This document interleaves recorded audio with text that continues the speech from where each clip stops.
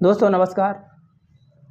आज हम एक बहुत ही महत्वपूर्ण गणित की परिमेय सिद्ध करने जा रहे हैं, जो कि है कि सिद्ध कीजिए कि √3 एक अपरिमेय संख्या है। और ये प्रमेय कक्षा 10 की पाठ्य पुस्तक में दी हुई है, यानी कि कक्षा 10 का यदि आप एग्जाम देते हैं तो उसमें इस तरीके का एक सवाल आपको अवश्य ही मिलता है। तो दोस्तों इस अपरिमेय संख्या को पहले हम परिमेय संख्या मान लेते हैं। तो यहाँ पे हम लिखते हैं कि माना √3 एक परिमेय संख्या है।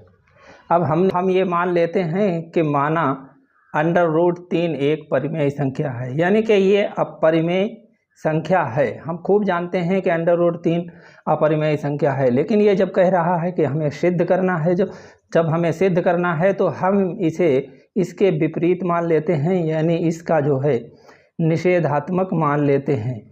तो हम इसका जब निषेधात्मक मानते हैं तो उसके बाद में हम इस पर जो है प्रक्रिया करते हैं। इस पर प्रक्रिया ये करते हैं कि हम जानते हैं कि परिमेय संख्या जो होती है, परिमेय संख्या, उस संख्या को a/b के रूप में हम लिख सकते हैं। यानी कि ऐसी कोई भी संख्या जो परिमेय होगी वो a/b के रूप में ज़रूर होगी। और यहाँ पर ये भी शर्त ये होगी कि जो b है वो बराबर कभी भी 0 के बराबर नहीं होगा।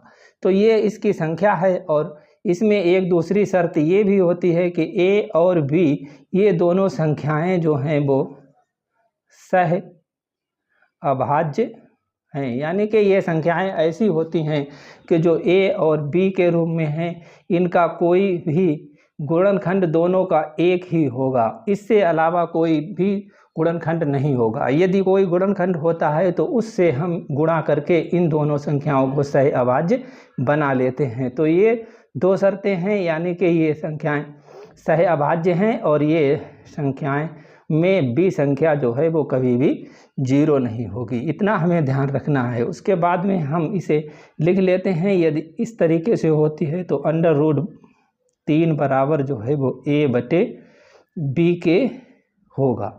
अब ये जब a/b के होती है तो √3 जो है वो हमेशा a/b के रूप में होगा। जब इसके b के रूप में होगा तो हम इसका जो है वो क्या करते हैं कि दोनों पक्षों का वर्ग करते हैं। यदि कोई भी a/b के रूप में संख्या है तो उसके साथ यदि दोनों पक्षों में कोई भी क्रिया समान कर दी जाए तो वो संख्या समान रहती है। यानी कि गुणा या वर्ग कर दिया जाए तो वो जो संख्या है वो समान ही रहेगी। तो हम इसमें दोनों पक्षों का वर्ग कर लेते हैं। तो वर्ग करने पर हमें क्या प्राप्त होता है कि √3 जो है इसका वर्ग करते हैं और बराबर a/b जो है इसका भी हम वर्ग कर लेते हैं। जब इसका वर्ग करते हैं फिर वर्ग करने के बाद इसे पुनर्व्यवस्थित करते हैं।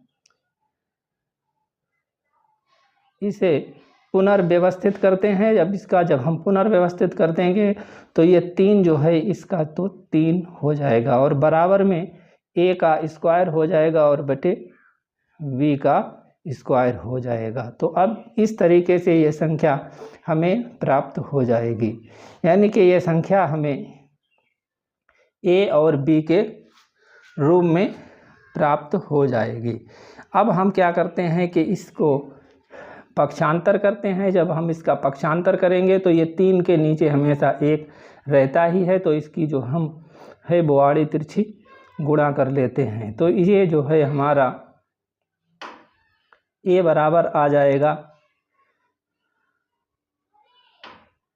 b/3, यानी कि a² बराबर b/3। और यदि हम इसका b² बराबर करेंगे तो ये a/3 तो इस तरह से हमें ये दो समीकरण प्राप्त हो जाएंगे।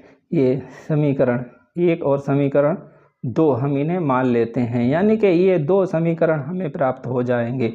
तो अब हम इन दोनों में ये देखते हैं कि ये दोनों ही संख्याएं a² और b² जो संख्याएं हैं वो क्या हैं, दोनों 3 से जो है वो भाग चला जाता है, इनमें 3 से जो भाग चला जाएगा। जब किसी संख्या में यानी कि किसी संख्या के यदि वर्ग में 3 से या किसी संख्या से भाग जाएगा तो उस संख्या में